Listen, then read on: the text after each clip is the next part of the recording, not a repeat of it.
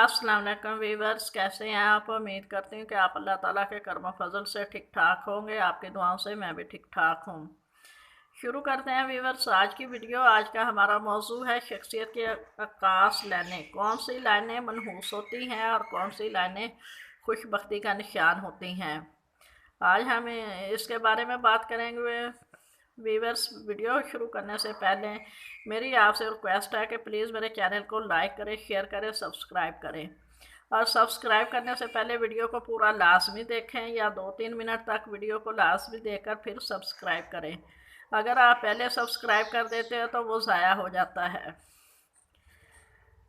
तो वीवर्स, ज़िंदगी की लाइन से ऊपर नीचे, ऐसे नीचे ऊपर अंदर बाहर, साइड पर और दाएं बाएं बहुत सी लाइनें निकलती हैं। कुछ लाइनें सालम और कुछ टूटी हुई ऐबदार, और बास लाइनें जो है वो कहीं से बारीक और कहीं से मोटी होती हैं।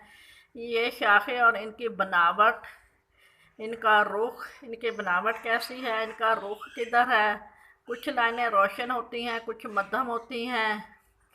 इनका आगाज़ भी और इनका अख्ताम नहायत गौर तलब बातें हैं। और दर हकीकत हर शाख अपने अंदर किसी अहम वाक़ये की अक्कास होती है। इनमें से कुछ हालात आरसी होते हैं और कुछ का वकूअ पज़ीर वो देर से होता है, कुछ का जल्दी होता है।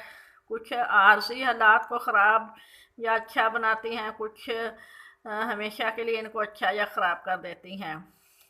इनमें से कुछ लाइनें नहस होती हैं और कुछ साध होती हैं, यानी कुछ लाइनें मनहूस गिनी जाती है और कुछ लाइनें खुशबख्ती का निशान होती हैं। अगर ज़िंदगी के अंदर और बाहर शाखें ऐसे ऊपर की तरफ जाएं, इनका रुख ऊपर उंगलियों की तरफ हो। वीवर, याद रखें कि हाथ में जितनी भी लाइनें ऊपर की तरफ जाएंगी उनका रुख ऊपर की तरफ होगा, वो खुशबख्ती की निशानी होगी। और जितनी लाइनों का रुख नीचे की तरफ होगा, जैसे यहाँ से हो या इसमें से हो या इन लाइनों में से, वो सब नहूसत की निशानी होती हैं।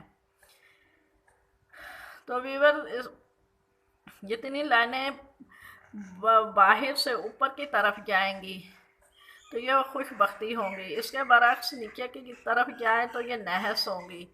हर नीचे को जाने वाली शाख किसी न किसी नुकसान का ऐनादार होती है। ज़िंदगी की लकीर से एक शाख, मेरे इस हाथ में तो नहीं है मगर इस हाथ में है, एक शाख यहाँ से ज़िंदगी के लाइन से शुरू हो, जैसे कि ये आप देख रहे होंगे कि मेरे हाथ में भी नज़र आ रही है। यहाँ से एक लाइन उठ रही है जो कि ऐसे उभारे मुश्तरी पर जाती है। इसको उभारे मुश्तरी भी कहते हैं, गुरु का उभार भी कहते हैं। क्योंकि ये उभार हुक्मरानी से मंसूब है, लिहाजा जिसके हाथ में ये लाइन होगी तो और इसका रुख भी यानी कि ऊपर की तरफ है, तो ऐसे समझ लें कि इस इंसान की खुशहाली का बंदोबस्त खालिक ने करके भेजा है। बेशक वो जंगल में पला हो या किसी कैद तन्हाई में, उसके खुशहाली का, उसके अच्छी तरबियत, उसकी अच्छा तालीम का इंतज़ाम खुदा ने करके भेजा होता है। वो अपनी ज़ाती काविशों से इतनी तरक्की की मनाजिल तय करता है जिनके हाथ में ये लाइन होती है, बल्कि ना सिर्फ खुद तय करता है बल्कि उसके साथ जो जुड़े लोग होते हैं वो भी इसकी इस खूबी से खूब फ़ायदा उठाते हैं। वो कई अफराद की सरबराही करते हुए आगे बढ़ता जाता है और देखने वाले इस पर रश करते हैं, और उससे जलने वाले लोगों की भी कोई कमी नहीं होती जो उससे जलते हैं। वीवर्स, अगर यही लाइन यहाँ तक आने की बजाय बढ़ती बढ़ती इस लाइन को क्रॉस कर जाए, अल्लाह ना करे, तो ये कुछ अच्छी निशानी नहीं है। ये ऐसा शख्स हुसूल मकसद के लिए इतने हाथ पाँव मारेगा कि अपनी औकात से बढ़कर वो हालात को अपनी कोशिश में करने की कोशिश करते करते حالات کی دلدل میں دھنس جاتا ہے اور سخت ناکامی کا شکار ہوتا ہے۔ تو ویورس، آج کا ہمارا موضوع یہی تھا۔ کل ہم سیکھیں گے زندگی کی لائن سے خط شمس کی طرف جانے والی لائنیں ہماری زندگی پر کیا اثر رکھتی ہیں۔ تو ویورس پلیز، اگر آپ کو میرا ویڈیو پسند ہے تو اسے لائک کریں، شیئر کریں۔ اور ویورس ایک بات یاد رہے کہ بعض لوگ سمجھتے ہیں کہ یہ علم خدا نخواستہ کوئی کفر و شرک کا، اگر ہم یہ دیکھیں گے ایسا ہاتھ دیکھنا گناہ ہوتا ہے یا انسان کفر و شرک کا شکار ہو جاتا ہے، تو ویورس یہ ان کی بھول ہے۔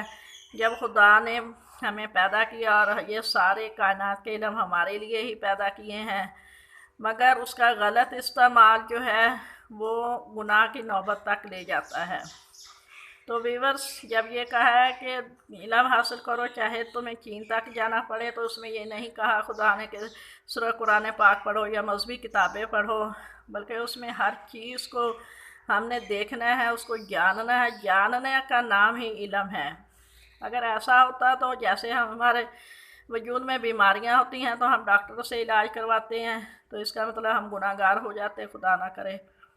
تو ویورس، ایسا کچھ نہیں ہے۔ ہاں، کسی بھی علم کا غلط استعمال نہ کریں، کسی کو کچھ غلط مت بتائیں۔ اگر آپ کو علم ہے تو اس کے بارے میں بات کریں، ادروائز نہ کریں۔ وہ جو ہے وہ کفر کی علامت بن جاتا ہے۔ تو اللہ حافظ۔